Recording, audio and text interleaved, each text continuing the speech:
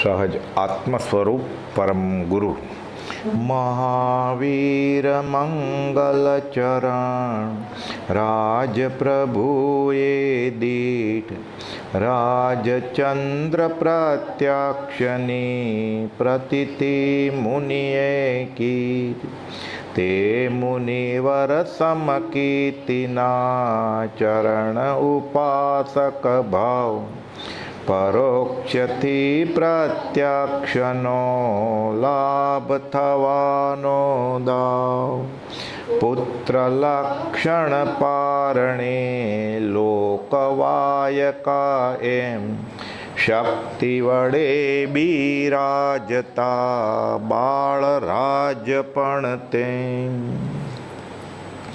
પૂર્વજન્મના સંસ્કાર અને એની આત્માની શક્તિ વડે બિરાજતા બાળ રાજ પણ તેમ. આપણે ગયા વખતે જાતિસ્મરણ જ્ઞાનની વાત કરી 7 વર્ષે. 7 થી 10 વર્ષનો કાળ હવે જોઈએ આપણે. પુનર્જન્મ વિશે પરમ કૌલદેવે સ્વયં જ અનુભવવાણી પ્રકાશી છે કે પુનર્જન્મ છે એમ હું અનુભવથી હા કહેવામાં અચળ છું. 2 જગ્યાએ વચનામૃતમાં લખ્યું છે. અવધાન શક્તિ આત્માની નિર્મલતા સૂચવે છે, એ પણ એને કહ્યું. ઘણા પૂછતા નષ્ટ વિદ્યા કેમ આવડે, આમ કેમ આવડે, તો કે આ શીખવાય એવી નથી. આ આત્માની નિર્મલતા હોય તેને સહેજે પ્રગટે છે. શતાવધાનના પ્રયોગ તો કર્યા, પણ ઉત્કૃષ્ટ વૈરાગ્ય હોય એને જ જાતિસ્મરણ જ્ઞાન થાય. એટલે વૈરાગ્ય અને વૈરાગના ઉભરામાં 19 વર્ષ પૂરા થતા સુધીમાં તો શતાવધાન છોડી દીધા કે અમને આત્માના અનુસંધાનમાં આ શતાવધાન પણ વચમાં આવે છે. તો આ જાતિસ્મૃતિ જ્ઞાન, એની વાત, જ્યોતિષની વાત, આ બધી પ્રગટમાં કેમ લાવતા હશે જ્ઞાની? જ્યોતિષનું કોઈને કહ્યું જ ન હોત તો? જેને કરવું જ નહોતું એ કહે છે જ્યોતિષને અમે કલ્પિત ગણીને છોડી દીધું. અવધાન અમને વચમાં આવે છે આત્મસંત, છોડી દીધા. તો પછી કર્યા શા માટે? માર્મિક જવાબ આપ્યો છે કૌપળદેવે. આમ તો જ્ઞાનીની પ્રત્યેક ચેષ્ટા પૂર્વ પ્રયોગ આદિ કારણને લીધે હોય છે. સ્વરૂપ સ્થિત, ઈચ્છા રહિત, વિચરે પૂર્વ પ્રયોગ, આખું તીર્થંકર ભગવંતનું જીવન.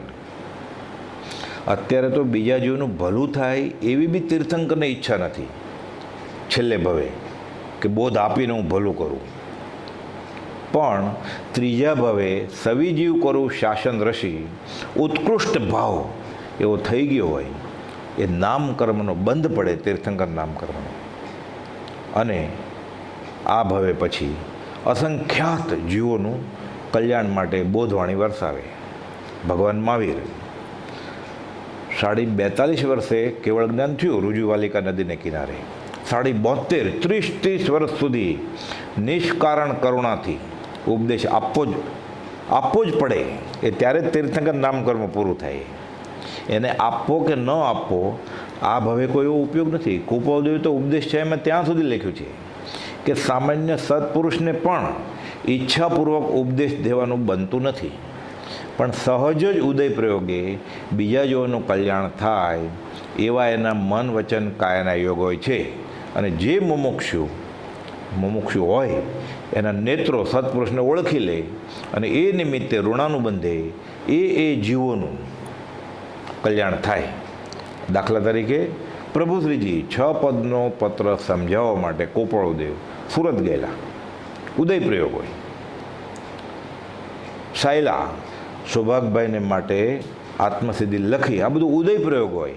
અને એવા ઉત્કૃષ્ટ નિમિત્તો હોય કે સૌભાગભાઈ જેવું નિમિત્ત બને આત્મસિદ્ધિ લખવાનું, પ્રભુશ્રી જેવું નિમિત્ત બને 6 પદનો પત્ર લખવાનું, અને પછી સેંકડો મુમુક્ષોનું કલ્યાણ થાય. એટલે 5મા આરાના છેલ્લા દિવસ સુધી જે કોઈ છૂટવાનો હશે એનું મૂળ કારણ કૌપળદેવ, એનું નિમિત્ત પ્રભુશ્રીજી, સૌભાગભાઈ, અંબાલાલભાઈ, જૂઠાભાઈ, આ બધું બને. એટલે ગહન હોય છે આ. કેમ કે કારણ વિના ન કાર્ય, તે કારણ તો આવું જ જોઈએ. એટલે પૂર્વના ભવના ઋણાનુબંધ હિસાબે આવું થાય છે. અને કૌપળદેવ વચનામૃત 18માં ખુલાસો કરે છે. કાઢો વચનામૃત 18, જે 52 અવધાનની વાત છે ને, એમાં કૌપળદેવે ખુલાસો કર્યો છે. એમાં બન્યું એવું જોગાનો જોગ કે સાક્ષાત સરસ્વતી, હિંદનો હીરો, આવું બધું ફેમસ થયા. એટલી બધી પ્રસિદ્ધિ થઈ હિન્દુસ્તાનમાં અને હિન્દુસ્તાનની બહાર. એટલે રવજીભાઈ દેવરાજ નામના, આમ તો પ્રોફેસર, એ પૂછે છે કે આવું હોય 1 કલાકમાં 100 શ્લોક યાદ રહી જાય? કોઈ બોલતું કે 100 ક્યાં, 1 કલાકમાં 500 શ્લોક, એ પણ ક્યારે? 52 અવધાન થયા ત્યારે. શતાવધાનની તો વાત જ નથી આ પત્રમાં, ખાલી 52 અવધાનની વાત છે. ગોપાલદેવ ખુલાસો કરે છે આપણો મૂળ પ્રશ્ન તો શું છે કે આવું જો છોડી જ દેવાનું હતું, જાતિ સ્મૃતિ જ્ઞાન, જ્યોતિષનું જ્ઞાન, અવધાનનું જ્ઞાન, તો જગતને બતાવ્યું શા માટે? મારે મેં ખુલાસો છે એનો. મુગટમણી રવજીભાઈ દેવરાજની પવિત્ર જનાબે, હજી 18મું વર્ષ ચાલી રહ્યું છે ગોપાલદેવને, પૂરું નથી થયું ત્યારે આ ગોપાલદેવ જવાબ લખે છે કે તમે મને આ બધું પૂછ્યું. આપણને કોઈ પૂછે વ્યવહારમાં તમે શું ભણેલા છો, આપણે તો વાટ જ જોતો હોય કે પૂછેનું મારી બધી ડિગ્રી કહી દઉં, પણ વ્યવહારમાં કહેવું જ પડે ને. હવે મારો ડબલ ગ્રેજ્યુએટ થયો છે, CA થયો છે, MBA થયો છે ને કે શું ભણેલા છે, તો એમ કે હું ભણ્યો જ નથી, સ્કૂલમાં નથી ગયો, તો એ જ્ઞાની કહેવાય? એટલે વ્યવહારમાં પણ આપણે એ રીતે જેને સત્ય કહેવાય છે, વ્યવહાર સત્ય ખાલી એ કહેવું પડે. તો અહીંયા તો પરમાર્થની વાત છે, જગતનું કલ્યાણ કરવા માટે અવતરણ થયું છે. એટલે કહે છે ગોપાલદેવ કે સ્વ સ્વરૂપ ચિતરતા મનુષ્ય ખચકાઈ જાય ખરો. કે તમે મને પૂછ્યું આટલી યાદશક્તિ હોય? તો ગોપાલ કે ના, મને નથી યાદશક્તિ. એમ ખોટું બોલાય? તો કે ના, હું બહુ યાદશક્તિ છે. તો વધારે પડતું કે ન કહે. એટલે કહે છે કે સ્વ સ્વરૂપ ચિતરતા મનુષ્ય ખચકાઈ જાય ખરો, પરંતુ સ્વ સ્વરૂપમાં જ્યારે આત્મસ્તુતિનો કિંચિત ભાગ ભળે ત્યારે, નહીં તો નહીં. અમારે કાંઈ અમારી આત્મવડાઈ આપ વખાણ નથી કરવા, પણ તમે પૂછો છો એનો જવાબ તો આપવો જ પડે ને. આમ મારું મત છે, આત્મસ્તુતિનો સામાન્ય અર્થ પણ આમ થાય છે કે પોતાની જૂઠી આપવડાઈ, જો જૂઠી વાત હોય, કશાય ભાવ સહિત હોય તો આપવડાઈ કહેવાય. પણ આત્મસ્તુતિ ખરું સ્વરૂપ, જ્યારે આત્મસ્તુતિ ખરી વાત કરે છે, જ્યારે ખરું સ્વરૂપ આત્મસ્તુતિ ગણાય. કે તમને જાતિસ્મરણ જ્ઞાન થયું છે? તો કે હા. 7 વર્ષે થયેલું? તો કે હા. તો એમાં આપવડાઈ ક્યાં આવી? જે હકીકત છે એ જ કહેવી છે એને. એટલે લેખે છે જ્યારે ખરું સ્વરૂપ આત્મસ્તુતિ ગણાય તો પછી મહાત્માઓ પ્રખ્યાતિમાં આવે જ કેમ? તો ખબર કેમ પડે કે આ સામાન્ય માણસ છે કે અલૌકિક પુરુષ છે? મહાત્માઓ પ્રખ્યાતિમાં આવે જ કેમ? માટે સ્વ સ્વરૂપની સત્યતા કિંચિત આપની માગણી ઉપરથી જણાવતા અહીં આગળ મેં આંચકો ખાધો નથી. એટલે કે ગોપાલદેવે આપણને નહોતું કહ્યું કે હું સર્વ પ્રકારે સર્વજ્ઞ છું ને બીજો મહાવીર છું. એ તો ચતુર્ભુજ બેચરને ધર્મની પ્રભાવનામાં એ કામ આવે એટલે કહેલું. લેખિતન શુદ્ધ સહજ આત્મ સ્વરૂપ, 779મો પત્ર લખ્યો, લેખિતન લખ્યું શુદ્ધ સહજ આત્મ સ્વરૂપ. પછી લખે છે આ પત્ર અંબાલાલ કે બીજા કોઈ એક જ યોગ્ય જ મુમુક્ષુ સૌભાગભાઈને સંભળાવે, આ બધા માટે નથી. તો એવું કેમ લખ્યું છે અંબાલાલ અથવા એક બીજા? હજી અંબાલાલભાઈ તો ખંભાત છે, ગોપાલદેવ સાયલામાં છે, હા સૌભાગભાઈ સાયલામાં છે, ગોપાલદેવ મુંબઈમાં છે. અંતિમ દિવસો છે, 6 દિવસ બાકી રહ્યા છે. એટલે લખ્યું કે આ પત્ર અંબાલાલ અથવા બીજા કોઈ એક યોગ્ય મુમુક્ષુ, ગમે તે નહીં. અંબાલાલભાઈના પિતા નાતનું મોટું ફંક્શન હતું એમના પિતા તરફથી, અને અંબાલાલભાઈ જો નીકળી જાય તો એક પ્રકારનો દ્વેષ, અણગમો કે વિકલ્પ ઉદ્ભવે. એટલે અંબાલાલભાઈ ગોપાલદેવને અર્જન્ટ તાર કરીને પૂછે છે કે હું આજ રાતને બદલે કાલે નીકળું કિલાભાઈને લઈ દે તો ચાલશે? તમે વળતા તારે જવાબ આપો. ગોપાલદેવ જવાબ આપે તાર કરીને. એકવાર આજ્ઞા મોકલાવી દીધેલી. નાનાભાઈ મનસુખભાઈને કહ્યું કે અંબાલાલને કહો કે સૌભાગભાઈનું સમાધિ મરણ થવાનું છે, તમે જાઓ. અને એક સીધો પ્રશ્ન સૌભાગભાઈ ગોપાલદેવને તો લખ્યો કે અંબાલાલને મોકલજો, સાથે એમ પણ લખ્યું અંબાલાલભાઈને કે તમે અહીંયા આવો. પણ સૌભાગભાઈને ખબર હોય કે ગોપાલદેવની આજ્ઞા વિના અંબાલાલભાઈ આવશે નહીં. એટલે બીજો પત્ર મણિભાઈ આગળ ગોપાલદેવે સૌભાગભાઈ કુપાલદેવ ઉપર લખાવડાવ્યો કે અંબાલાલને મોકલો, અને સાથે માર્મિક વાત કરે છે કે તમે એને જ્ઞાન આપી જ દીધું હશે, હવે અંબાલાલ શિષ્ય પરખવા જેવું નથી, અને ન આપ્યું હોય તો હું આપી દઉં, તમે કહો તો. કુપાલદેવ એનો જવાબ ન આપ્યો, અને અંબાલાલભાઈને પછી ફરીવાર તાર ન કર્યો. એટલે એક દિવસ મોડા પહોંચ્યા. ડુંગરસિંહ ગોશળિયાએ પત્ર વાંચ્યો 779માં, એમાં લિખિતન શુદ્ધ સહજ આત્મ સ્વરૂપ, અને સૌભાગભાઈને પણ દેહ વિલય પહેલાં નિર્વિકલ્પ દશા આરાધીને આત્મા તો અનુભવાઈ જ ગયો હતો કે તમે પણ નિર્વિકલ્પ જેણે બેફાટ છૂટો આત્મા હોય થઈ જાઓ અને ખોખું મૂકીને વયા જાઓ.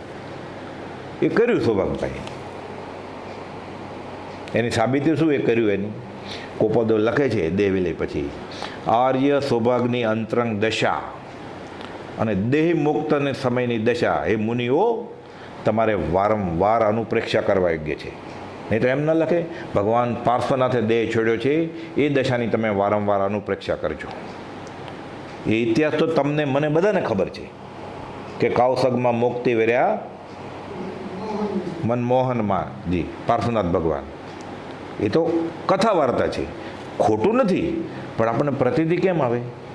અહીંયા તો સાબિતી તારીખ વાર અને 10:40, 10:50, 10:52 પડખું ફેર્યું અને સજાત્મ સ્વરૂપના ઉપયોગ સાથે દેહ છોડ્યો. એ સમય સાથે પત્ર અંબાલાલભાઈ 2 પત્રો કુપાલદેવને લખે. એ પત્રો આપણે વાંચીએ સત્સંગ સંજીવનીમાંથી તો કેવો અહોભાવ આવે, કેવી ખબર પડે આપણને કે દેહ કેમ છોડાય. શીખવાનું મળે ને. તો આપણને ખબર જ છે ભગવાન મહાવીરે કેવી રીતે દેહ છોડ્યો, આપણે વાંચ્યું જ છે. ભગવાન પાર્શ્વનાથે ઊભા દેહ છોડ્યો. આપણને ખબર જ છે કે નાગ નાગણી લાકડામાં બળતા હતા અને પાર્શ્વકુમાર નૌકાર મંત્ર બોલ્યા અને ધર્ણેન્દ્ર પદ્માવતી બન્યા. બ્રહ્મચાર્યનો માર્મિક ખુલાસો કરે છે કે નાગ અને નાગણીએ સહજ નૌકાર મંત્ર સાંભળ્યો, તો બાજુમાં કમઠ હતો, એણે સાંભળ્યો કે નહીં? તો સાંભળે તો શું થાય? ખાલી સાંભળે તો કામ થાય? બ્રહ્મચારી ખુલાસો કરે છે કે નાગ નાગણી તો તિર્યંચ હતા, મરીને નિયમથી નરકે જ જાય. હિંસક પશુઓ સિંહ, વાઘ, ચિત્તા અને નાગ, અજગર, હિંસક પશુઓ મરીને નરકે જ જાય એમ શાસ્ત્રમાં લખેલું છે. પણ જ્ઞાનીની આજ્ઞાએ અથવા જ્ઞાનીના પ્રત્યક્ષ સમાગમથી લેશ્ય બદલી જાય, ગતિ પણ બદલી જાય. આવા ઉલ્લેખ શાસ્ત્રમાં પણ છે. અને કુપાલદેવે પીતાંબર મહેતાના ભાઈ ટોકરસિંહની ગતિ બદલાવી મુંબઈમાં. એ કુપાલદેવે સ્વમુખે પદમસિંહભાઈને કહેલું કે લેશ્ય બદલી શકે. અપાનવાયુ અને પ્રાણવાયુ અલગ થઈ જાય. પ્રાણવાયુ એટલે શ્વાસ લીધો, અપાનવાયુ એટલે શ્વાસ મૂક્યો, આ બે છૂટા થઈ જાય. એને આપણે સામાન્ય રીતે અને વિજ્ઞાનમાં મરણ કહેવામાં આવે છે. હકીકત મરણ ક્યાં થાય જ છે? એ શરીર જીવતું હતું જ નહીં, એ ખોખું, અને જે જીવતો હતો આત્મા એ અપાનવાયુ અને પ્રાણવાયુ અલગ થઈ ગયા એટલે બીજે વયો ગયો, ઘર બદલાવી લીધું એને. આ આંખો દેખાય અહેવાલ. એટલે બ્રહ્મચારી કેવો ખુલાસો કરે છે કે સાંભળવાથી જો સમાધિ મરણ થઈ જતું હોય તો કમઠનું થવું જોઈએ ને. નરકે જવાવાળા નાગ નાગણી દેવલોકમાં જાય અને કમઠ અધોગતિ થાય. આ કેમ? એટલે સાંભળવા સાથે શું હોવું જોઈએ? શ્રદ્ધા હોવી જોઈએ.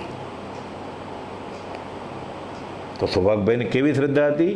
બેફાટ આત્મા અનુભવ્યો પછી પણ પાછા કહે છે કુપાલદેવને કે તમે મંજૂર કરો તો.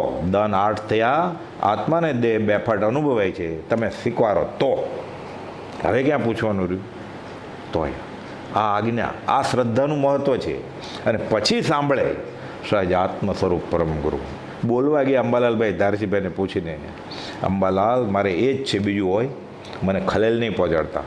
હું સહજાત્મ સ્વરૂપના રટણમાં તો છું, હું સહજાત્મ સ્વરૂપમાં જ છું, એટલે હું મોક્ષમાં જ છું. ઈશત પ્રાગભરા ઉપર ત્યાર પછી શરીર છોડે ત્યારે ને, આ ભાડાની જગ્યા આ પરમાણુ પાછા આપે ત્યારે ને. અને આ દશા કુપાલદેવ વર્ણન કરીને પ્રભુજીને કહે છે કે આર્ય સૌભાગની અંતરંગ દશા અને દેહ મુક્ત સમયની દશા એ મુનિઓ તમારે વારંવાર અનુપ્રેક્ષા કરવા યોગ્ય છે. અનુપ્રેક્ષા એટલે ભાવના, મને આવું હોય. અને પ્રભુજીએ કહ્યું, અમને તો કુપોલજીએ કહ્યું જ છે, સૌભાગભાઈ જેવું મરણ થવાનું છે.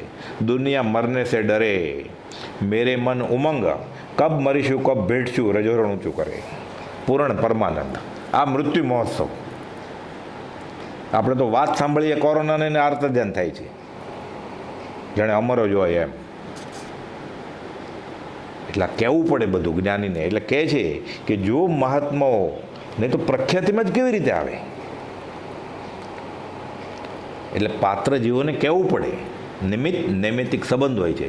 680મો પત્ર લખ્યો, અમે બીજા રામ છીએ, અમે બીજા મહાવીર છીએ, અમે વિદ્યમાન મહાવીર છીએ, અમે પરમાત્મા સ્વરૂપ થયા છીએ, અમે તારા અભેદ સ્વરૂપમાં જ મારો નિવાસ છે. પછી લખી નાખ્યું કે આ પત્ર ઝીલનાર કોઈ નથી. એટલે અંગત હતા ઝીલનાર સૌભાગભાઈ, એનો દેહ છૂટી ગયો હતો. ના હતો પણ ગુપ્ત હતો પત્ર, અંગત હતો. પણ એ પહેલાં જ સૌભાગભાઈને તો ખબર પડી જ ગઈ હતી. એ તો લખતા રાયચંદભાઈ રવજીભાઈ મુંબઈ બંદર પરમાત્મા દેવ. અંબલભાઈનો પત્રો છે સત્સંગ સંજીવનીમાં તત્કાલ મોક્ષમાં લખે, વર્તમાન વિદ્યમાન મહાવીર તમારા ચરમ શરીરને હું ચિરંજીવી ઈચ્છું છું, સાતા ઈચ્છું છું. પ્રભુજી લખે શ્રી રખવ દેવ, એટલે દેવ કોઈ મુહૂર્ત લખાવે કાઉન્સમાં શ્રી ઋષભનાથ દેવ, રખવ દેવ. એટલે એને 680માં પત્રની જરૂર નહોતી, આપણે ઝીલી શકીએ એમ નહોતા. એટલે કુપોલ અંગત લખી નાખ્યું. તો એ ઘણું બધું પ્રભુજીની કૃપાથી પછી બધું મળ્યું, લૂંટાયું, લૂંટ. એ પત્ર હસ્તલિખિત પત્ર, છપાણો નહોતો ત્યારની વાત છે. આ બ્રહ્મચારીજી કોપી કરે છે અક્ષરે અક્ષર, અને માથે મથાળે લખે છે, દુષ્મકાળનો મહાવીર, કળિયુગનો કેવળી અને ગુણચંદ્રજીને, ઉમેશચંદ્રજીને 310મો પત્ર નવા પત્ર સુધામાં બોધામૃત ભાગ 3 મોકલે છે. શા માટે મોકલે છે? લખે છે કે અંશે પણ અવ્યક્ત અશ્રદ્ધા, બહારથી શ્રદ્ધા દેખાય છે પણ અવ્યક્ત અશ્રદ્ધા હશે તો નીકળી જશે તમારી. એટલે આ પત્ર મોકલું છું. કોઈને છપાવીને કોપી કરીને આપવાની વાત નથી. આપણે તો કેટલું સહેલું કરી દીધું છે પ્રભુજી. એટલે કુપાલ તો લખે છે કે જ્યારે ખરું સ્વરૂપ આત્મસ્તુતિ ગણાય તો પછી મહાત્માઓ પ્રખ્યાતિમાં આવે જ કેમ? માટે જ્યોતિષનું જ્ઞાન કર્યું, બાળ અવસ્થામાં છોડી દીધું, અવધાન કર્યા અને કારકિર્દીની ટોચ ઉપર પહોંચ્યા, વ્યવહારિક જગ પ્રસિદ્ધ થવાનું છોડી દીધું. આ જ્ઞાનીનું લક્ષણ. આ વિચરે ઉદય પ્રયોગ. આ ક્યાં શાસ્ત્ર શીખવાની જરૂર છે? સત્પુરુષ કોને કહેવાય? સાંભળવામાં નથી, વાંચવામાં નથી, પણ અનુભવમાં આવે એવું જેનું વર્તન વાણી હોય એ સત્પુરુષ હોય. લખે છે કે માટે સ્વસ્વરૂપની સત્યતા કિંચિત આપની માગણી ઉપરથી જણાવતા, તમે વિનંતી કરી જ મને કે લખો, એટલે હું લખું છું એમ કરીને પછી લખે છે કે હું તો ન્યાયપૂર્વક દોષિત નથી. એટલે જગતના કલ્યાણને અર્થે જો અવધાન કર્યા હોય તો હું દોષિત ઠરતો નથી. ભાવ શું છે? પરદેશ નથી જવું ફેમસ થવા માટે, જગતના જીવોનું કલ્યાણ કરવું છે. આપણી જેવા બાળ જીવોને આવો ભૌતિક ક્ષયોપશમની વાત જાણીને, સાંભળીને, જ્યોતિષનું જ્ઞાન જાણીને, કાવ્યરત્ના સાંભળીને, અવધાન જાણીને અહોભાવ થાય અને એ રીતે પછી એના આત્માર્થમાં એ વાપરીએ અહોભાવ તો કલ્યાણનું કારણ થાય. એટલા કરવું પડે. એટલે જ્ઞાની પ્રસિદ્ધિ માટે નથી કરતા, એટલે પુનર્જન્મની વાત કરે કે આટલા બધા ભાવની વાત કરે. 7 વર્ષે પડદો ખસી જાય, 2 વર્ષ નિશાળમાં જાય અને 4 વર્ષમાં તો 7 ધણનો અભ્યાસ કરી નાખે. એટલે પછી ખબર પડે કે પૂર્વજન્મ જેવું એવું ક્યાંક હોવું જોઈએ. પ્રતિથી આવે એનો તો નમસ્કાર, પણ બુદ્ધિથી એ બેસે પરોક્ષે કે પૂર્વજન્મ હશે, આ ભાવ છે, આની પહેલાં પણ હતા અને હવે પણ હશું. તો પછી એનું અધ્યાત્મમાં ઘણી બધી શ્રદ્ધા સાથે ક્રિયાઓ થાય, અહોભાવ આવે. એટલે લખે છે કે જાતિસ્મૃતિ જ્ઞાન, અવધાન, જ્યોતિષ વગેરે પ્રગટતામાં લાવવાનું કારણ આ જ છે કે સામાન્ય જીવોનું કલ્યાણ થાય. પોતે જ લખે છે 213મા પત્રમાં. ગોપાલદેવ લખે છે કે ઓળખાય કેમ આવા પુરુષ. સૌભાગભાઈ ઉપરનો પત્ર છે. આવા બધા પત્રો સૌભાગભાઈ ઉપર જ હોય. 213મા પત્રમાં લખે છે ગોપાલદેવ કે ત્રિલોકના નાશવશ થયા છે, નાથવશ થયા છે. ત્રિલોકના નાથ કોણ? ભગવાન. કોણ? પરમાત્મા સ્વરૂપ, શુદ્ધ આત્મ સ્વરૂપ, જેણે હાંસલ કરી લીધું છે. ત્રિલોકના નાથ વશ થયા છે, જેને એવા છતાં પણ એવી કોઈ અટપટી દિશાથી વર્તે છે. ધોતિયું, ડગલો, ખેસ, પાઘડી પહેરી ઝવેરી બજારના ગલ્લે બેઠા હોય. કોઈ એમ કે ભગવાન જેવો હોય પરમાત્મા સ્વરૂપ તો જાઓ ઝવેરી બજાર રેવાશંકર જગજીવનની પેઢીમાં 22-23 વર્ષના નવયુવાન ગલ્લે બેઠા હશે, એ પરમાત્મા છે. લાલ પાઘડી, ખેસ, વિશ્વાસ આવે કોઈ? એટલે ગોપાલદેવ લખે છે ત્રિલોકના નાશ વશ થયા છે, જેને એવા છતાં પણ એવી કોઈ અટપટી દિશાથી વર્તે છે કે જેનું સામાન્ય મનુષ્યને ઓળખાણ થવું દુર્લભ છે. સામાન્ય ક્યાં? અસામાન્ય વ્યક્તિ. દર્શીભાઈ, મોરબીના મેજિસ્ટ્રેટ, દેવકીજી મુનિ, પ્રભુજી સાથેના સમાગમી, મોહનલાલજી મહારાજ, એને તકલીફ પડતી હતી ઓળખવામાં. તો તમે એને હું કેવી રીતે ઓળખી જાય? ત્રિલોકના નાશ વશ થયા છે, જેને એવા છતાં પણ એવી કોઈ અટપટે દિશાથી વર્તે છે કે જેનું સામાન્ય મનુષ્યને ઓળખાણ થવું દુર્લભ છે. એવા સત્પુરુષને અમે ફરી તવીએ કે આ સત્પુરુષ, આ દેહધારી ભગવાન તો ઓળખાય કેવી રીતે? એટલે ક્યાંક એવું ઉદય પ્રયોગે એવો કાંઈ એનો યોગ હોય, મનનો, વચનનો, કાયાનો, વચનનો લખવાનો, કે પાત્ર જીવ હોય, મુમુક્ષુ જીવ હોય, એના નેત્રો સત્પુરુષને ઓળખી લે એની હયાતીમાં છે. પ્રભુજીજી ઓળખ્યા, જેઠાભાઈ અંબાલાલભાઈ ઓળખ્યા, સૌભાગભાઈ ઓળખ્યા, અને એના અનુસંધાને બીજા જીવો દેખાદેખી કરીને પણ કે આ કરે છે હું કરું, તો ક્રમે કરીને ફાયદો થાય. દેવકજી મુનિને, મોહનલાલજી મહારાજને ફાયદો થયો, સૌભાગભાઈ સાથે ડુંગરસિંહ ગોશાળાને ફાયદો થયો. અને જે કોઈ મુમુક્ષુએ પછી પ્રભુજીનું જીવન જોવે, બ્રહ્મચારીનું જીવન જોવે, વાંચે, એ પ્રમાણે જેટલે અંશે શ્રદ્ધા થાય એટલે અંશે અધ્યાત્મમાં આગળ વધે છે. આ જ કથાયોગનું મહત્ત્વ છે. શાસ્ત્રોમાં બધા કથાયોગ લખ્યા છે. 63 શલાકા પુરુષમાં ભગવાન ઋષભદેવના પૂર્વજન્મ વર્ણવ્યા છે. કેમ 1 વર્ષ ભૂખ્યા રહ્યા એ બધું વર્ણવ્યું છે. કેમ ખિલ્લા ઠોકાણા ભગવાન મહાવીરને. એ કથાયોગ સાંભળીને આપણને પણ એમ લાગે કે પૂર્વજન્મ છે. હવે જો હજી કામ બાકી રહી જશે તો હજી પાછું ક્યાંક જવું પડશે. અને લગભગ પ્રાય તો લોકના બધા જીવો દુઃખી જ હોય છે. અલ્પ સુખ હોય વ્યવહારનું. એટલે ટાંચણી ડાબની અણી ઉપર રહે એટલું સુખ મળે, આખો ભવસાગર જેટલું દુઃખ મળે. એટલે આ કથાયોગ સાંભળીને આ ગોપાલદેવનું જાતિસ્મરણ જ્ઞાન, અવધાન એ છોડી દીધા. આ બાળપણ આ જાણીને પછી ખબર પડે કે આ રખડપટ્ટી આપણે છોડવી જોઈએ. પછી નિર્વેદ અને સંવેગ થાય કે અધૂરા કામ મૂકી જશે તો થશે નવો અવતાર. તો નવો અવતાર લેવામાં વાંધો શું છે? એટલે જ્ઞાની કહે પછી કે ડાબ અણી જળ બિંદુઓ સુખ વિષયન કો ચાવ, ભવસાગર દુઃખ દળ ભર્યો એ સંસાર સ્વભાવ. પછી એને પ્રતીતિ આવે કે આ વાત સાચી છે જ્ઞાનીની.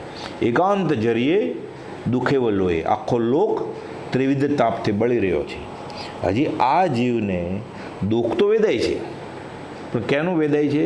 ભવ ભ્રમણનું નહીં. મને જે મળ્યું છે એ ઓછું છે એનું દુઃખ વેદાય છે. મને જે પૂતગલ મળ્યું છે એને લીધે હું દુઃખી છું એમ નથી મનાતું. મને જે પૂતગલ મળ્યું છે, પૌદ્ગલિક સંયોગ મળ્યા છે, એ મારે જોઈએ એના કરતાં ઓછા છે એનું દુઃખ છે.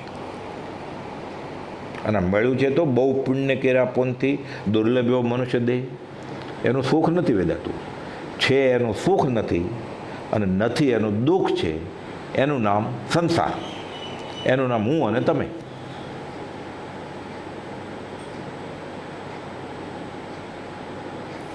એટલે ગોપાલ લખે છે ત્રિલોકના નાથ વશ થયા છે, જેને એવા પરિપૂર્ણ સ્વરૂપ જ્ઞાન થયું છે, એને પણ આવી અટપટેલી છે, વેશ્ય વેશે અને નિર્ગ્રંથ ભાવે વર્તે, લોકો ઓળખે કેવી રીતે? પછી એને કોટી કોટી વિચાર થાય છે કે મારે કરવું શું, લોકોને સમજાવવા કેવી રીતે? મારો વેશ આવો છે, મારા ભાવ આવા છે, અટપટી દશા છે. એટલે જ્ઞાની પ્રત્યે અને જ્ઞાની આત્માની અનંત શક્તિ પ્રત્યે જીવ ખેંચાય, એના માટે ઉદય પ્રયોગે આવું બધું થાય છે. અપૂર્વ વિષયનું ગ્રહણ સામાન્ય જીવોથી થવું અશક્ય છે. આવા જગતના જ્ઞાન પર વિચાર કરતાં કરતાં કે આટલું બધું જ્યોતિષ, અહીંયા ઊભા મુંબઈમાં ઊભા ક્યાં ગાસડી નીચે માણસ કચરાઈ ગયો હોય તો કે તમારા માણસ ગાસડી નીચે કચરાઈ ગયા છે, જાઓ એને લ્યો, ઉત્તર ક્રિયા કરો. એ તમારા ડાબલામાં 51 રૂપિયા છે, એ તમે ટીપમાં લખો. સૌભાગભાઈનો દેહ અષાઢ સુદ નોમ, ગુરુવાર જૂઠાભાઈનો દેહ અષાઢ સુદ નોમ, ગુરુવારે રાત્રે આ ક્ષણિક જીવનનો ત્યાગ કરશે. હયાતીમાં કહી દે. એટલે સામાન્ય જીવને થાય આટલું બધું જ્ઞાન. કપાળ જોઈને નામ કે નગીન ક્યારે મળ્યા જ નથી આપણે. પછી પાછા કે તારો જન્મ આ તારીખે છે, તિથિએ, તો ખબર નથી. તારે બાને પૂછ્યો, બાને પૂછવા જાય તો બા કે બરોબર, તને કોણે કીધું? જાય સૌભાગભાઈ આપવા જાય કે આવો સૌભાગભાઈ, આવો ઇન્દ્રબુદ્ધિ ગૌતમ. એટલે સામાન્ય જીવોને આવી વાત જાણીને ખબર પડે કે આ ક્યાંક અલૌકિક પુરુષ છે અને એ કહે છે એ કરવું જોઈએ તો આપણે પણ સુખી થાય. એટલે સામાન્ય જીવો આવા જગતના જ્ઞાન પર વિચાર કરતાં કરતાં આત્માનું સામર્થ્ય સમજાય કે આટલી બધી શક્તિ આત્માની, અને જગતના જીવોને વિશેષ વિશેષ લખ થાય. આવા મહાત્મ્યથી કરી બાહ્ય દ્રષ્ટિ જીવો પુરુષાર્થમાં પ્રવર્તે, આ હેતુ હોય છે. માત્ર ઉદયોગે પૂર્વકર્મને ધક્કે ઈચ્છા નથી. જ્ઞાની ઈચ્છા રહિત કે ઈચ્છા સહિત એમ કહી શકાય નહીં. 377મો પત્ર. ઈચ્છા નથી પણ પૂર્વ પ્રયોગ આગળથી એ કરવું પડે છે. હવે આપણે ગોપાલદેવની આ બાળ વયની વાત કરીએ કે આ બધું અવધાન જાતિ સ્મરણ વાત કેમ કરી? 7 વર્ષનું આ જ્ઞાન એને પ્રકાશ્યું, જાતિ સ્મરણ જ્ઞાન. અને વૈરાગને લઈને પછી તો વધતું જ ચાલ્યું. જુનાગઢનો કિલ્લો જોયો, રવજી બાપા લઈ ગયા છે કે મામા કે ભાઈ સાથે ગયા છે. ગોપાલદેવ પોતે જ કહે છે કે જુનાગઢનો કિલ્લો જોયો પછી તો વધ્યું. કે પદમસિંહને વાત કરે છે, દિગંબર દેરાસર ભુલેશ્વરમાં છે ને ત્યાં, કે પછી જુનાગઢનો કિલ્લો જોયો તો બહુ વધ્યું. કે જે 7 વર્ષે વવાણિયાના સ્મશાનમાં થયેલું બાવળના ઝાડ ઉપર પછી વધતું જ ચાલ્યું. કે અને પછી તો વધતું જ ગયું. અને પછી તો 128મા પત્રમાં લખે છે કે અનંતકાળના પરિભ્રમણમાં આ બધું કેટલા સંકલ્પ વિકલ્પ કર્યા. એટલે બધા સ્ત્રીઓ છોડી, એને છોડ્યા અનંતકાળ થઈ ગયો, બધું યાદ આવે છે. પછી તો કોઈ ગણતરીનો હિસાબ જ નથી. અનંતકાળમાં અસંખ્યાત, અનંતકાળમાં અનંત ભવ, બધા ભવનું જ્ઞાન થાય છે. બધા ભવનું જ્ઞાન કેવળી નહીં થાય, શાસ્ત્રમાં એમ છે. એનો માર્મિક ખુલાસો છે કર્મગ્રંથમાં. તમને કે મને ઉત્કૃષ્ટ ત્યાગ વૈરાગ આવે અને આ ભવે જાતિ સ્મરણ જ્ઞાન થાય તો કેટલા ભવ દેખાય? શું કહો તમે? 1, 2 શાસ્ત્રમાં નિયમ છે કર્મગ્રંથમાં કે જ્યાં સુધી એના રિવર્સમાં જાય કે 1 ભવનું જ્ઞાન, 2 ભવનું જ્ઞાન, 8 ભવનું જ્ઞાન, 15 ભવનું જ્ઞાન, જ્યાં સુધી સંજ્ઞીનો જીવ હોય, ભલે પછી એ માણસ હોય સંજ્ઞી, કે સંજ્ઞી પંચેન્દ્રિય તિર્યંચ હોય, કે નારકી પણ હોય, સંજ્ઞીનો જીવ હોવો જોઈએ, મન હોવું જોઈએ. એટલા ભવનું થાય વધારે વધારે.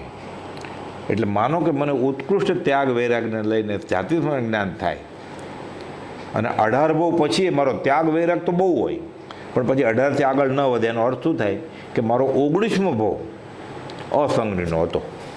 આ કર્મગ્રંથનો નિયમ છે, લખેલું છે આવું. ગોપાલદેવ સૌભાગભાઈને સમજાવ્યું છે છેલ્લે. તો પછી અસંજ્ઞીનો ભવ હોય એના પહેલાંના ભવ દેખાય જ નહીં. દેખાય કોને દેખાય? જેને સંપૂર્ણ જ્ઞાન થાય એને. ગોપાલદેવ આ બધા ભાવોની વાત કરે છે. તો ગોપાલદેવ એમ કે 900 ભવનું જ્ઞાન હતું તો 900 ભવમાં એ કોઈ અસંજ્ઞીનો ભવ હશે જ નહીં ગોપાલદેવને.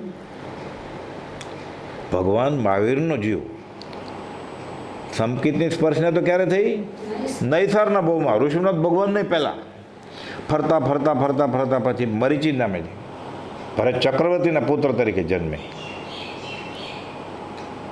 પછી ભગવાનને પૂછે ભરત ચક્રવર્તી કે અત્યારે કોઈ ભાવિ તીર્થંકર છે?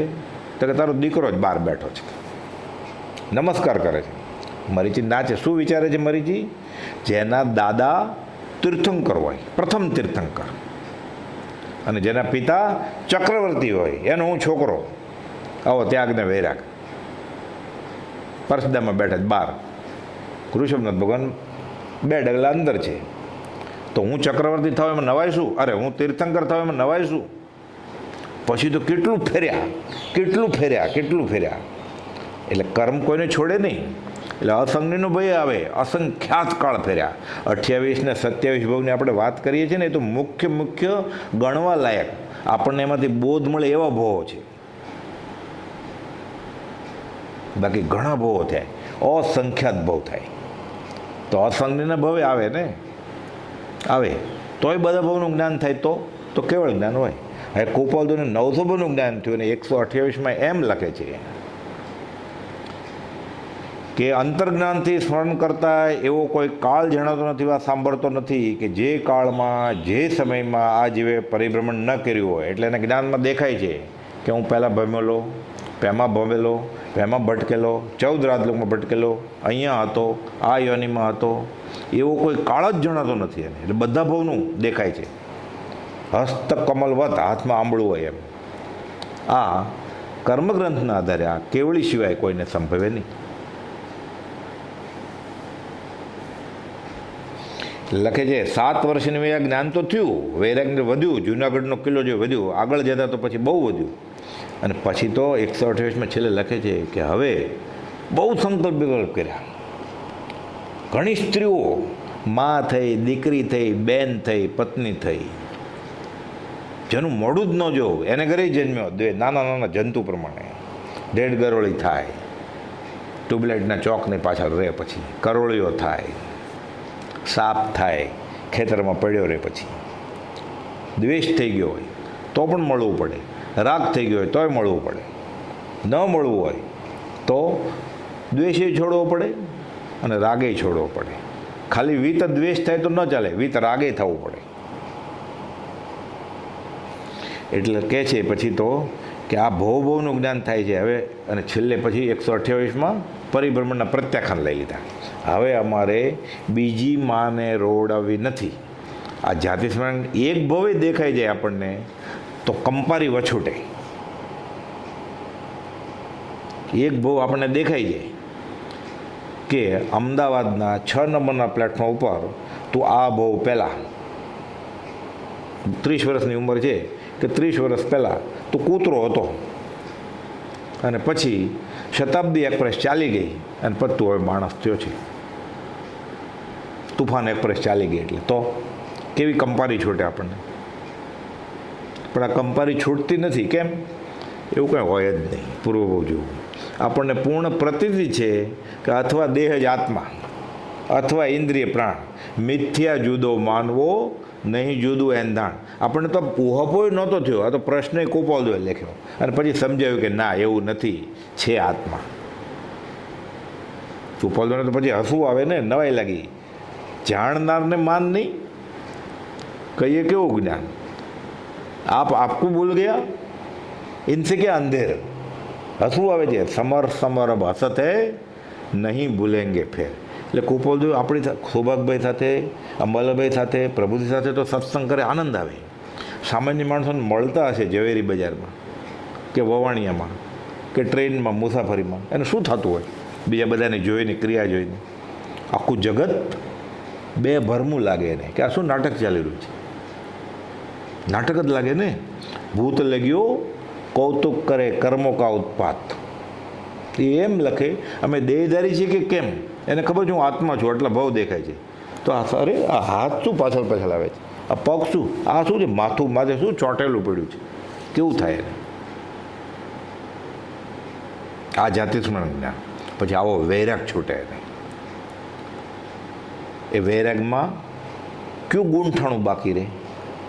એ વૈરાગ્યમાં કઈ દીક્ષા બાકી રહે?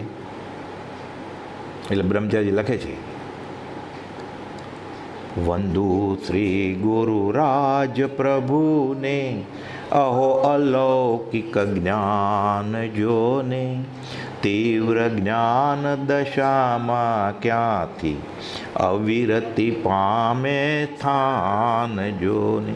આવું તીવ્ર જ્ઞાન હોય, બેફાટ અદ્ભુત કાળઝાળ વૈરાગ્ય હોય, અવિરતિ કઈ? અવિરતિ બોલતા જીભ પાછી કેમ ખેંચાઈ નથી જતી? એક અક્ષર પણ બોલતા વાણી મૌનપણાને પામશે. કુપાલદેવ 397માં લખ્યું છે, ત્રિભુવનભાઈને પત્ર લખ્યો છે. એમાં આપણે તો બેફાટ, કોઈ અંકુશ જ નથી, નિરંકુશ. લાઇબ્રેરીમાં જઈ આવ્યો નથી અને નિરંકુશ જીભને છૂટી મેલી નથી.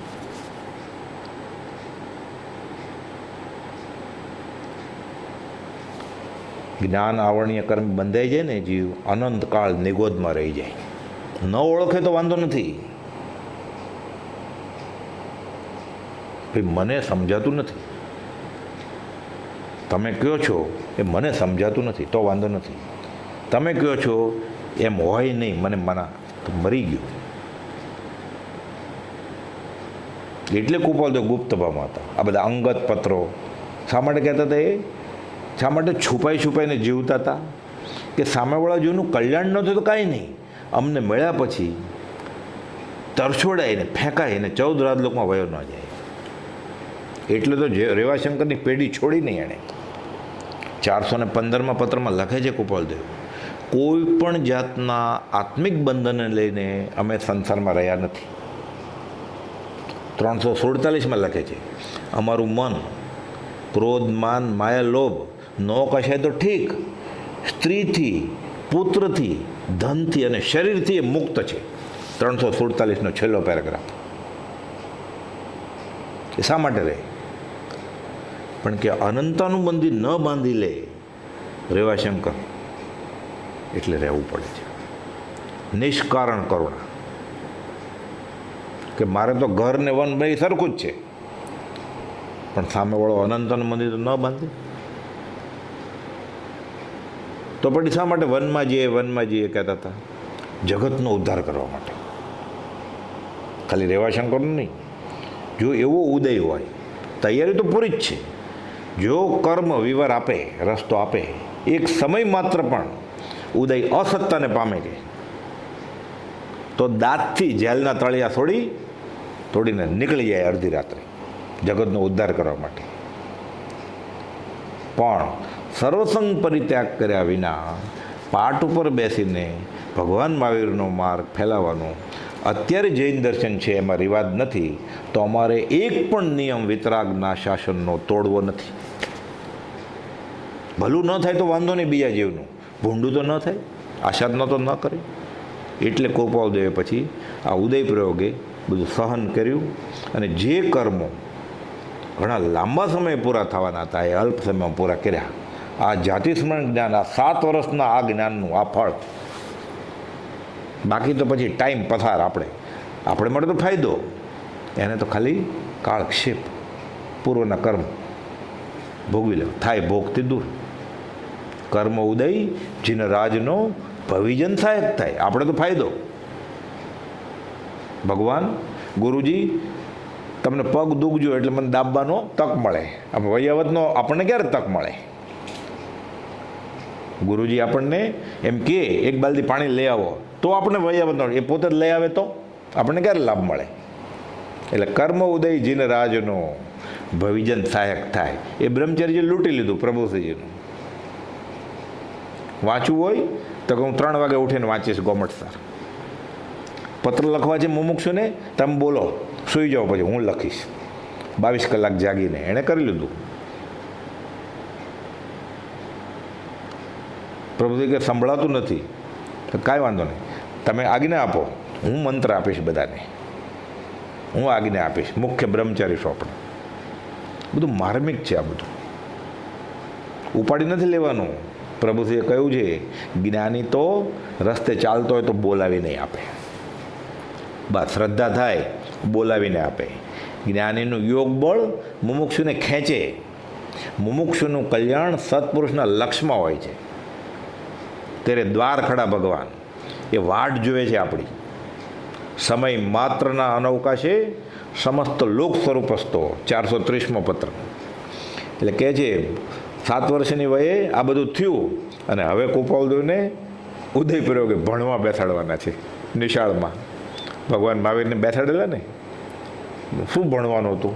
જન્મથી જેને મતિ જ્ઞાન, શ્રુત જ્ઞાન ને અવધિ જ્ઞાન છે, તીર્થંકરને નિયમથી ગર્ભમાં જ મતિ શ્રુત અવધિ હોય. સિદ્ધાર્થ રાજા ત્રિશલા માતા એને નિશાળે બેસાડ્યા. માસ્તરને કહીને આમ ધ્યાન રાખજો બાબાનું. બાબાનું ધ્યાન રાખવાનું હોય, લોકોને શું ખબર પડે? એટલે ઇન્દ્રને પછી બ્રાહ્મણનું રૂપ લઈને આવવું પડ્યું પૂછવા માટે કે આનો જવાબ આપો, આનો જવાબ આપો. કોઈ આપતા નથી. ભગવાન મહાવીર વર્ધમાન બાળ, હું જવાબ આપું? આપો. માસ્તર આ કોણ છે કે આ છોકરો? આ બાળ મંદિર પહેલા ધોરણનો વિદ્યાર્થી છે કે આ પૂર્ણ જ્ઞાની છે? એટલે જગતને બતાડવા માટે ઇન્દ્રને આવું કરવું પડેલું. જગતને કહેવા માટે કૃપાળદેવને આ જાતિસ્મરણ જ્ઞાન, જ્યોતિષ જ્ઞાનને અવધાન કરવા પડ્યા બધા. એ સ્કૂલે બેસે તો શું?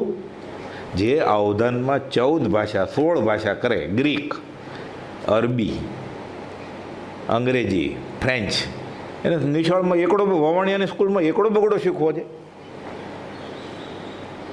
આ બધી કેવી વાતો છે શાસ્ત્રમાં ઉદયપ્રયોગની. બેઠા ભવ સાથે પંચાણ દાદા જાય છે એને થેલીમાં પાટી, એ જમાનામાં પાટી એટલે સ્લેટ માટીની બને અને સાથે એમાં લખવાનું ચોક જેવો પેન કહેવાય એને. પાટી પેન થેલીમાં નાખી હાથમાં લઈ આંગળી પકડીને મૂકવા જાય છે નિશાળમાં. લવજીભાઈ માસ્તર 7 વર્ષની વયે ભવનું ભણતર સાથે જ લઈને આવ્યા છે. બાળરાજ જાણે નાટક ન કરતા હોય. 7 વર્ષ દાદાની આંગળી પકડીને વવાડિયાની ગામઠી નિશાળમાં ભણવા બેસાડ્યા. દાદા પંચાણભાઈ કહે છે કે આ બાબાને ધ્યાન રાખજો, ભણાવો એને.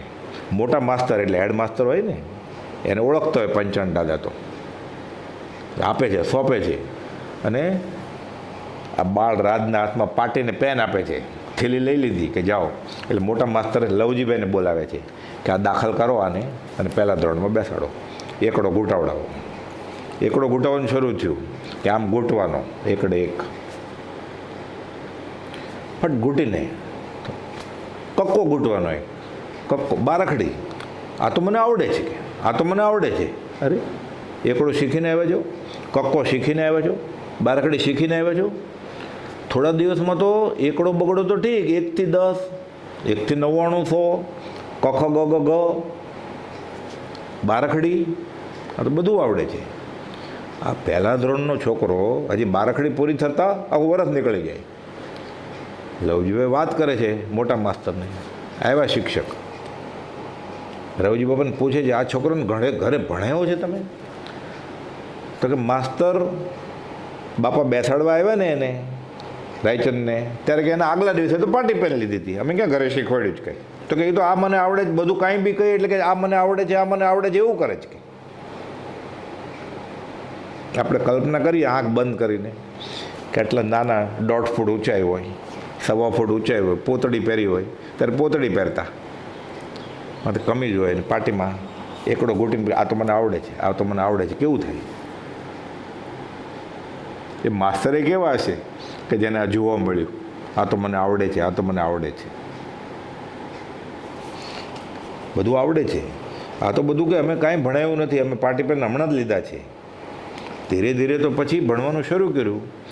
એટલે પહેલું અને બીજું ધોરણ સુધીમાં તો એને બધું ફટ 4 ધોરણનો અભ્યાસ થઈ ગયો.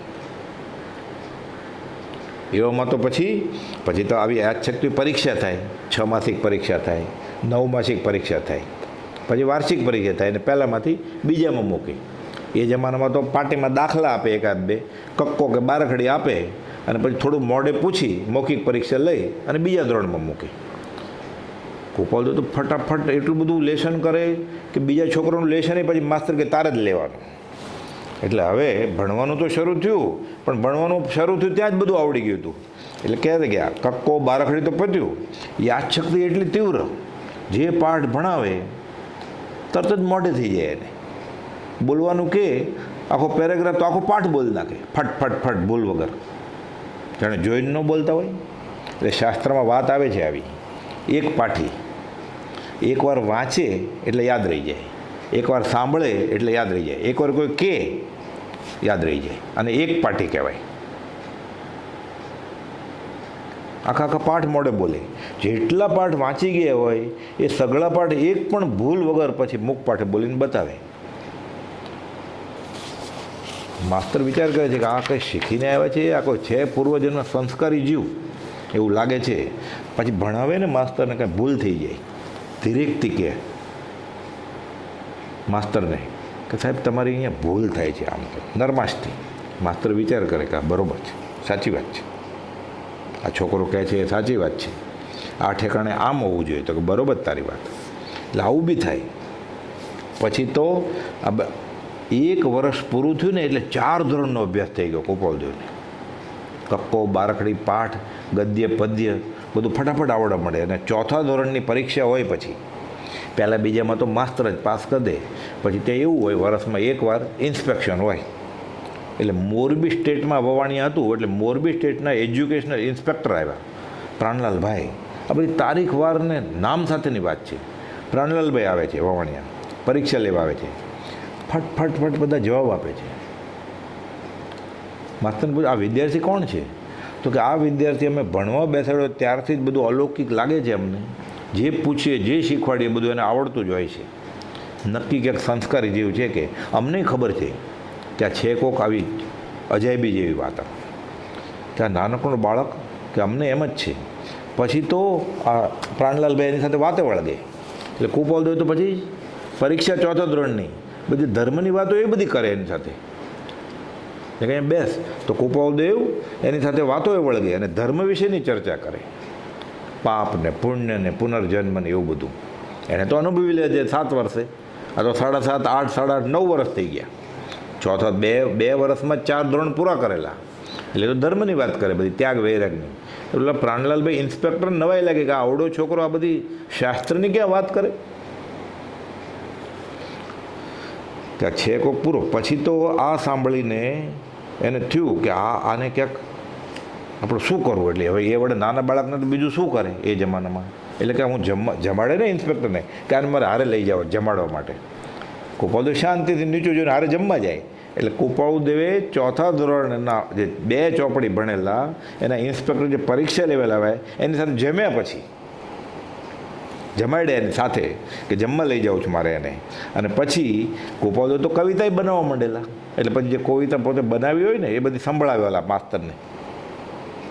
માસ્તરને તો અજાયબી લાગે કે હવે આ છૂટે કેમ, જવાનું મન કેમ થાય. જેમાંથી કેટલીક વાત તો એવી હતી કે પછી તો એ બધી મોટા મોટા પંડિતોને ગમે એવી વાત બધી, એવી કાવ્ય, એવી ગદ્યની બધી ધાર્મિક વાત કરે વૈરાગની. બહુ આશ્ચર્ય થયું. પછી એ કહી ગયા ઇન્સ્પેક્ટર કે તમે જ્યારે મોરબી આવો ને ક્યારે, એટલે વાત તે છે કે મોરબીમાં ફૈબા રહે છે, મામા રહે છે, તો કે જ્યારે બી આવવાનું થાય ત્યારે મારું આ સરનામું છે, મને મળજો. એ પ્રાણલાલભાઈ ઇન્સ્પેક્ટર કહે છે. આમંત્રણ આપે આવડે નાના છોકરાને કે તમારે મોરબી આવવાનું થાય ને તો મારે ઘરે આવજો. સ્કૂલમાં ભણતી વખતે તમામ છોકરાઓને પછી તો લેશન લેવા માંડ્યા. એ માસ્તર લેશન આપે, પછી તો માસ્તર એનું પોતે જ લેશન આપે ને પોતે જ તપાસે, અને માસ્તર ખાલી બેઠા રહે. એટલે સાચા માસ્તર કોણ? કુપાલદેવ ગુરુ, અને માસ્તર બેસે.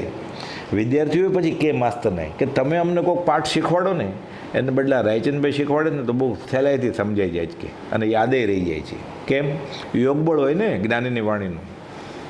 બધા છોકરાએ ભોળા હોય, માસ્તર નહીં, અહોભાવ તો હતો જ. એટલે બધા વાત કરે કે રાયચંદભાઈ અમને પાઠ આપે છે તો જલ્દી યાદ રહી જાય છે.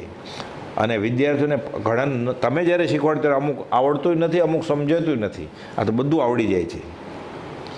પછી લેશન લે ને તો કુપાલદેવ ખીજાય, મારે નહીં કોઈને, મારવાની જરૂર જ ન પડે. પણ ક્યારેક લેશન ન લાવ્યા હોય, તમે એક વિદ્યાર્થીનો પરિચય નોંધમાં આવે છે, કાન પકડ્યો કુપાલદેવ. એ વિદ્યાર્થી તો પછી બહુ મોટો થયો. કુપાલદેવ તો નાની ઉંમરમાં દેહ છૂટી ગયો, 33 વર્ષને 5 મહિનામાં. એ તો પછી મોટા થઈ વાત કે મને યાદ છે હું લેશન લઈને નહોતો જતો, હું આળસુ હતો. તમારો કાન પકડેલો એકવાર, એવી મજા આવેલી કે મને જરાય દુખ્યું નહોતું કે જ્ઞાનીનો સ્પર્શ થાય કેવો આનંદ આવે. એટલે પરિચય નોંધમાં લખે છે કે મને કાનપટ્ટી મારી એકવાર પકડેલી, મને માર્યો નહોતો પણ કાન થોડી વાર કાન પકડેલો કે કેમ લેશન નથી લાવ્યો એમ કહેલું, મને હજી યાદ છે. અને મુલાયમ મુલાયમ લાગતું હતું કે એક વખત શિક્ષકે એમાં એવું બન્યું પછી કે એ જે શીખવાડતા હતા ને એ માસ્તર ખીજાણા એને, કોઈ કારણ ખાસ નહોતું પણ થાક્યા હશે માસ્તર, ઘરની ક્યાંક હશે, આરતી ધ્યાનમાં હશે, એટલે ખીજાઈ ગયા.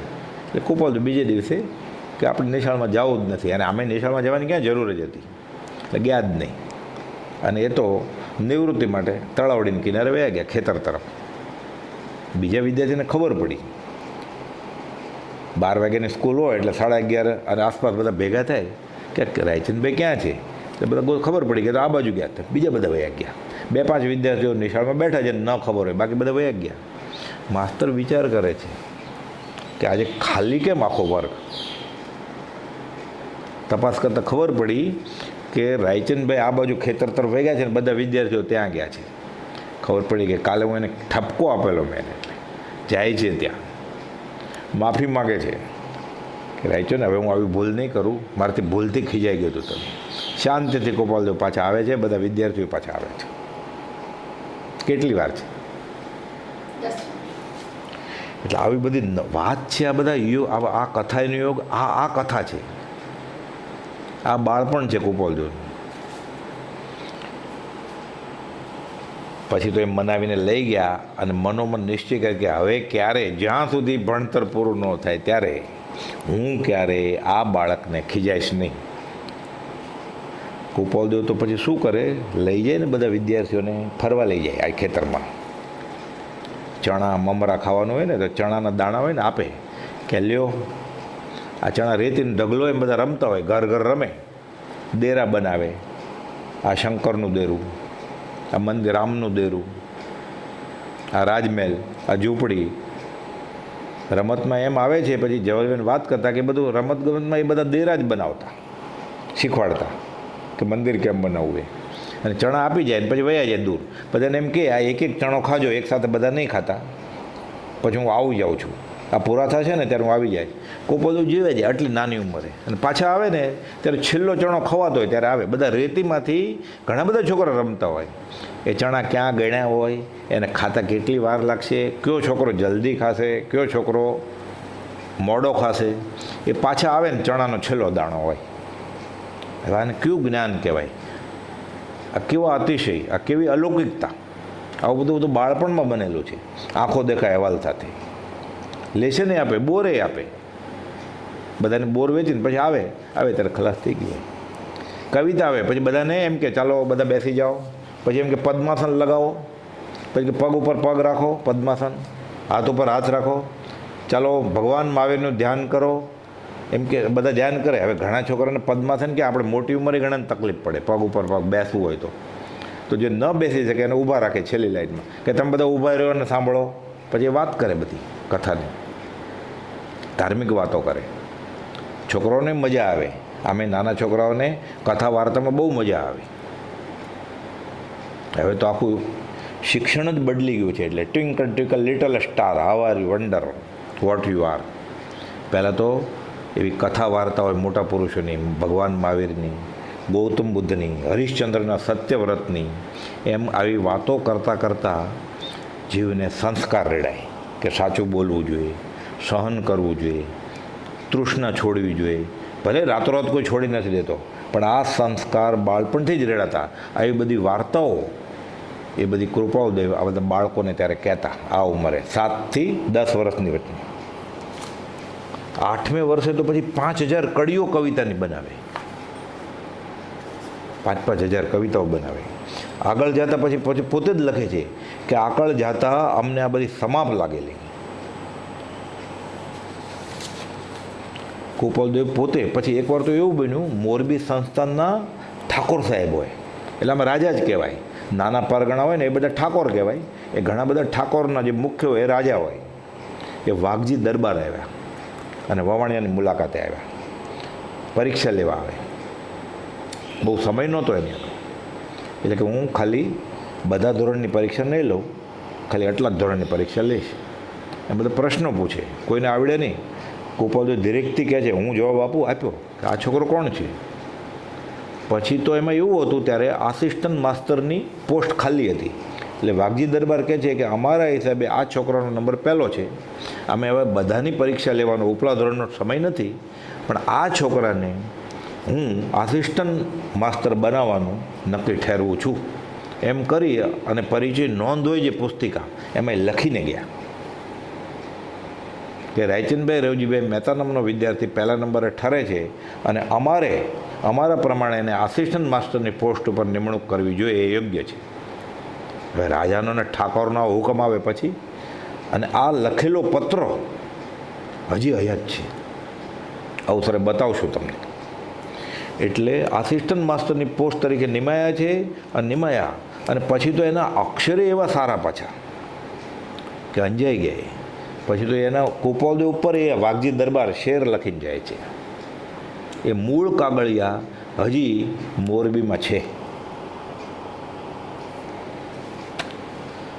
બાળપણમાં એને પ્રીતિ વાત્સલ્યતા બહુ હતી, એટલી બધી વાત્સલ્યા કે બધાને ભારતું ભાવે. પોતે લખે છે સમૂચે વૈચર્યામાં એમની અનુભવ કથા 89માં પત્રમાં. ગોપાલદેવ પોતે પોતાની આ ઉંમરની દશા લખેલી છે.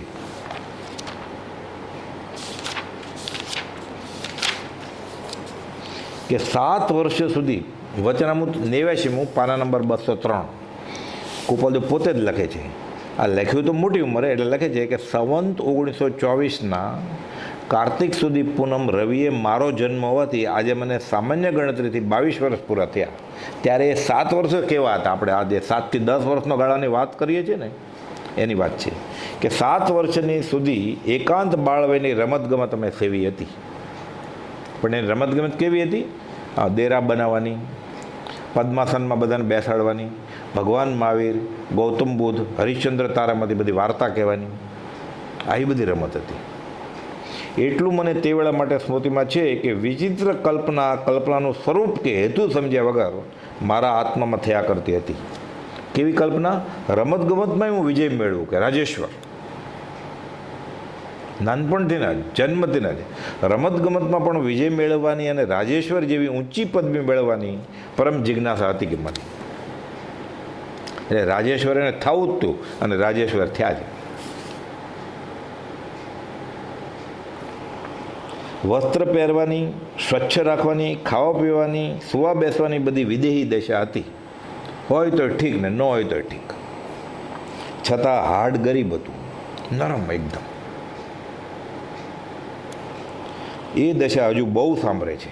પછી લખે છે, અત્યારનું વિવેકી જ્ઞાન તે વયમાં હોત તો મને મોક્ષ માટે જાજી જિજ્ઞાસા રહેત નહીં. કંઈ છે જ નહીં તો કેમ? નિરપરાધી દશા હોવાથી પુનઃ સાંભળે છે. કોઈ કશાય નથી, કોઈ નવ કશાય નથી, કોઈ એવી તૃષ્ણા નથી. શાંતિ શાંતિ શાંતિ છે, પરમ શાંતિ. એનું નામ તો મોક્ષ છે. એટલે પોતે જ લખે છે કે આ દશાએ રાજેશ્વર હું બનું, એવી ઊંચી પદવી લઉં તો કેવું સારું. એને એવા ભાવ થતા હતા અને ખરેખર થયું ને, આગળ જતા હતા. પંચમ કાળે તું મેં મિલાવડે રૂડ્યો રાખ્યો રે રંગ, ચોથો આરો રે ફરી આવ્યો ગણું, વાચક યશ કહે ચંગ, રાજ રાજેશ્વર મુજને તુમે મિલ્યા. એને રાજેશ્વર થવું જ તું તો થયા. એ આપણને મળ્યા સહજાત્મ સ્વરૂપ, પરમ સ્વરૂપ.